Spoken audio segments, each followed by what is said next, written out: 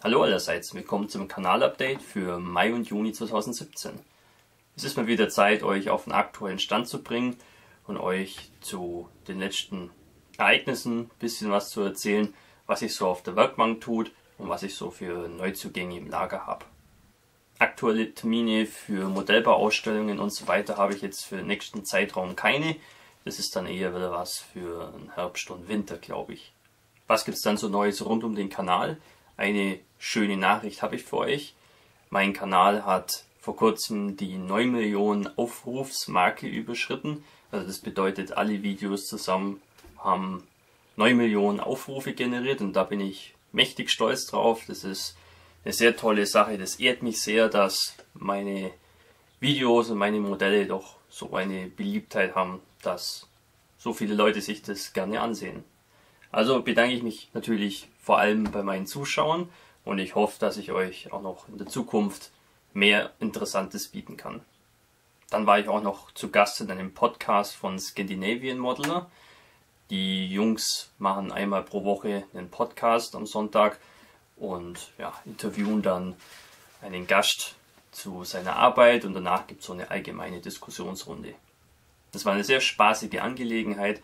Wenn ihr Lust habt, könnt ihr euch das mal anschauen. Der Link zu dem Video ist in der Videobeschreibung hier.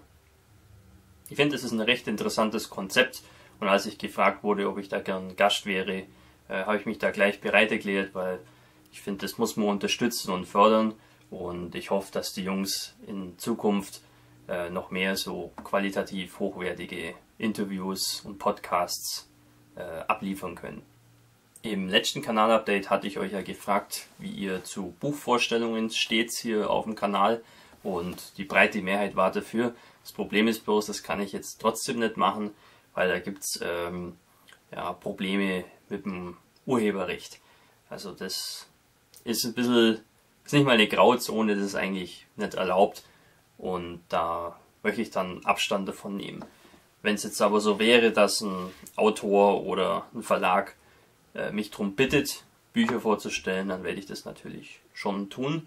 Aber jetzt privat, einfach nur so, weil ich das interessant finde, das ist schwierig. Da möchte ich nicht irgendwie Probleme bekommen. Ich hoffe, ihr habt da Verständnis dafür.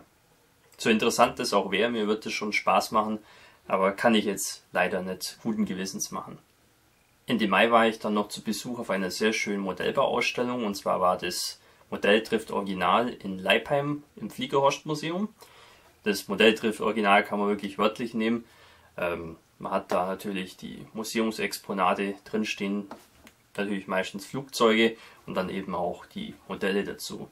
Das ist eine sehr schöne Ausstellung, klein aber fein. Eintritt ist kostenlos und man konnte auch eigentlich relativ gut einkaufen. Also da waren auch Händler vertreten und auch die Modelle, die da ausgestellt waren, durchweg sehr hochwertig und interessant. Trotz der vielen Händler und schönen Bausätze vor Ort habe ich nichts gekauft, aber ich habe was geschenkt bekommen. Das ist ja eigentlich fast noch besser wie was kaufen. Das war hier von Dragon die Kampfgruppe von Luc in der Normandie. Das ist ein Figurensatz, der, soweit ich das zumindest weiß, nicht ganz leicht zu finden ist mittlerweile. Aber ein Zuschauer von mir hat mir den Bausatz mitgebracht und mir den geschenkt. Das finde ich super. Vielen Dank. Du weißt, wer du bist. Das freut mich sehr. Und ich werde vielleicht gegen Ende des Jahres mal noch eine Gelegenheit finden, die Figuren einzusetzen auf einem Diorama. Anfang Juni war ich dann noch eine Woche im Urlaub und zwar in Portugal. Wie ihr euch sicher denken könnt, habe ich da wieder meinen Freund Carlos Mendes besucht. Wir haben wieder eine sehr schöne Zeit gehabt, viel erlebt, viele schöne Orte besucht und natürlich sind auch ein paar Modelle hängen geblieben.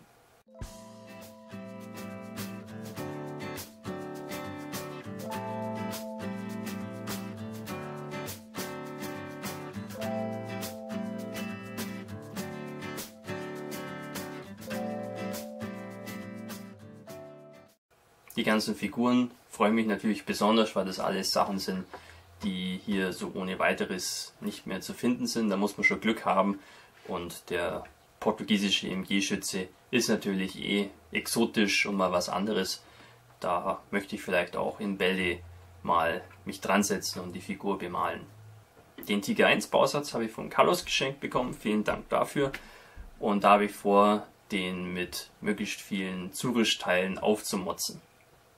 Der Grundbausatz von Tamiya ist ja jetzt nicht verkehrt, aber hat ein paar kleinere Detailschwächen hier und da, die man vielleicht ausmerzen sollte.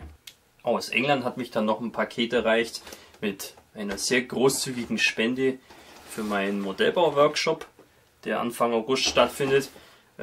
Allerlei Airfix und Revell Bausätze, hier ist auch einer von Hobbyboss dabei. Also das sind genau die Sachen, die die Kinder eigentlich am liebsten mögen zum Bauen, weil die doch relativ einfach sind, aber es ist halt auch was Ansehnliches und Interessantes. Vielen Dank dafür, du weißt, wer du bist. Das freut mich sehr und so eine großzügige Spende, gerade aus dem Ausland, bedeutet mir doch recht viel, weil da ist der Versand dann doch etwas teurer. Also ganz toll, solche Unterstützung und solche Menschen zu haben und zu kennen, das erfüllt mich mit großer Freude. Soweit so gut, dann schauen wir uns jetzt an, was sich so auf der Werkbank tut. Dieses Teil kennt ihr ja schon aus meinem Baubericht, den ich gestattet habe. Das ist von Hobbyboss 1:35, der Schneider CA Panzer. Gibt es einen Baubericht dazu, muss ich eigentlich nicht viel dazu sagen, außer dass der Bausatz eigentlich recht schön ist, nur hier und da etwas vereinfacht, aber im Baubericht zeige ich dann auch, wie man diese kleinen Fehler beseitigt und das Modell dadurch etwas realistischer und interessanter gestalten kann. Was ihr hier seht, ist nur ein kleines Nebenprojekt. Da arbeite ich nur dran, wenn ich auf die anderen Sachen keine Lust habe. Das soll ein Diorama werden. Hier einmal von Bronco der Flammenpanzer 2 in 1:35. Das ist ein recht komplexer Bausatz, der aber sehr gut zusammenpasst und schön detailliert zu sein scheint. Macht echt Spaß, die Kiste. Und aufs Diorama soll dann hier auch von RT Diorama so ein russisches Haus kommen. Das Diorama soll die Operation Barbarossa zum Thema haben. Und ja, ist aus Gips mit lasergeschnittenen Türen und Fenstern.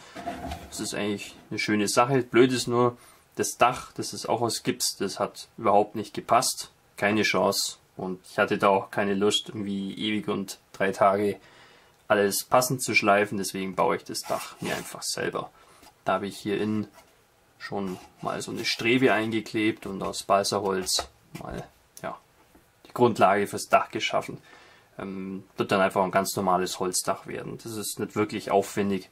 Schön ist halt, dass die Oberfläche an den übrigen Gipsteilen schön detailliert ist und das Dach im Eigenbau zu erstellen ist kein Problem. Mein aktuelles Großprojekt ist von Tamiya der Famo mit Sonderanhänger.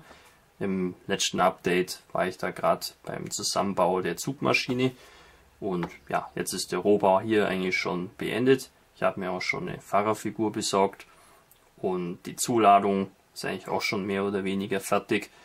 Ja, hauptsächlich Kisten und Treibstoffbehältnisse, Werkzeug und dann hier auch noch von Tamiya das DKW NZ 350er Motorrad.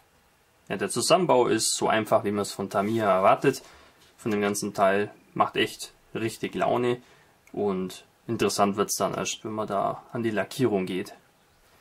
Die Ketten in dem Bausatz sind voll beweglich und sehen einfach super aus, sehr einfach zusammenzubauen auch. Da könnten sich andere Hersteller durchaus eine Scheibe von abschneiden. Den Sonderanhänger habe ich auch schon zusammengebaut. Der ist relativ komplex verglichen mit der Zugmaschine, da muss auch ein bisschen geschraubt werden. Hier, wie man sieht, die Lenkung ist voll beweglich, vorne und hinten. Und ja, man könnte ja auch alles abkoppeln voneinander, aber ich will praktisch den Hänger in Fahrtposition darstellen. Natürlich braucht er auch noch eine Zuladung und da habe ich hier von Dragon ein frühes Stuck 3G mir ausgesucht. In dem Foto, das ich so als Inspiration verwende, ist ein Panzer 4G aufgeladen. Das hätte mir eigentlich besser gefallen, aber der Bausatz war nicht aufzutreiben. Also ein Stuck 3 ist ja eigentlich genauso schön. Ein weiteres Element für das Diorama soll dann der Opel Blitz werden. Der ist hier von Tamiya. Baut sich auch sehr schön wie eigentlich alle Tamiya Bausätze und ist auch relativ gut detailliert. Da soll es nämlich später mal im Diorama darum gehen, wer die Vorfahrt hat. Denn das Diorama soll eine Bergstraße in Italien darstellen und der Famo mit Anhänger fährt gerade bergauf und ja, in der Kurve geht es ein bisschen eng zu und der Opel Blitz kommt entgegen und mag halt nicht ausweichen. Und dann ja, möchte ich so einen Streit darstellen mit der Famo-Besatzung und dem Fahrer von dem LKW. Wie ihr euch sicher vorstellen könnt, braucht es da ein recht großes Diorama dafür. Und ich habe mir jetzt hier von Ikea so einen kleinen Beistelltisch besorgt. Und der war immer noch etwas zu klein in den Ausmaßen. Deswegen habe ich den hier außen noch mit Balsaholz ein bisschen aufgedoppelt, dass er dann einfach ein bisschen mehr Fläche bekommt. Das sollte dann eigentlich auch ausreichen. Das Gelände habe ich jetzt mal hier grob mit Styropor schon vorgeformt. Das ist alles mit Holzleim aufgeklebt. Und wenn das trocken ist, werde ich dann mit dem Messer das ein bisschen ja, schon mal grob zurechtschneiden. Hier wird dann die Straße verlaufen, bergauf, mit dem Famo und dem Anhänger. Hier wird dann der Opel Blitz sein und die Figuren dazu werden sich ja, dazwischen aufhalten. Hier unten soll dann vielleicht ein Bach verlaufen oder vielleicht kommt da auch eine Viehweide hin, das weiß ich nicht genau. Und hier wird es dann relativ waldig sein oder vielleicht auch nur eine karge Gebirgslandschaft, das weiß ich nicht genau.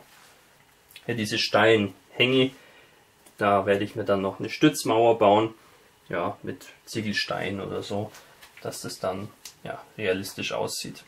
Viele Straßen in Italien winden sich auf diese Art durch die Landschaft und das möchte ich hier ein bisschen darstellen. Das sollte ja auch recht interessant sein. So ein Famo-Gespann ist eigentlich nur lang und wenn man da ein Diorama bauen wollte, dann kann man halt so ein langes, schmales Brett nehmen oder man kann es halt eben in der Kurve bergauf oder bergab darstellen und da gefällt mir eigentlich dann die zweite Variante besser. Gut, jetzt schauen wir uns noch an, was ich so an Neuzugängen im Lager habe.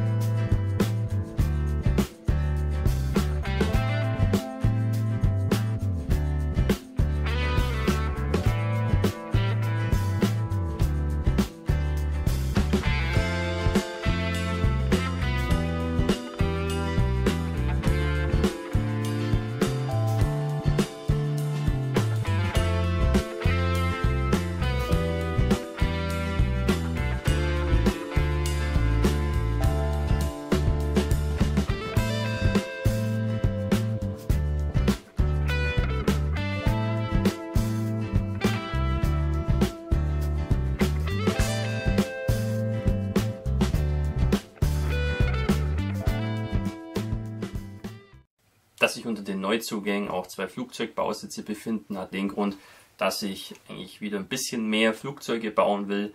Wenn ich so, sagen wir mal, 3 bis 4 Flugzeuge im Jahr bauen könnte, wenn ich das schaffen würde, würde es mich doch ziemlich freuen. Alliierte und sowjetische Flugzeuge finde ich jetzt nicht so interessant und an deutschen Flugzeugen habe ich mich ein bisschen satt gesehen.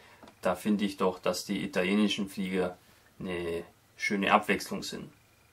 Zu den Projekten, die gerade so auf der Werkbank sind, kann ich eigentlich nur sagen, dass das alles Dinge sind, die relativ viel Zeit in Anspruch nehmen, wo ich vielleicht im Laufe des Sommers dazu komme, die fertigzustellen.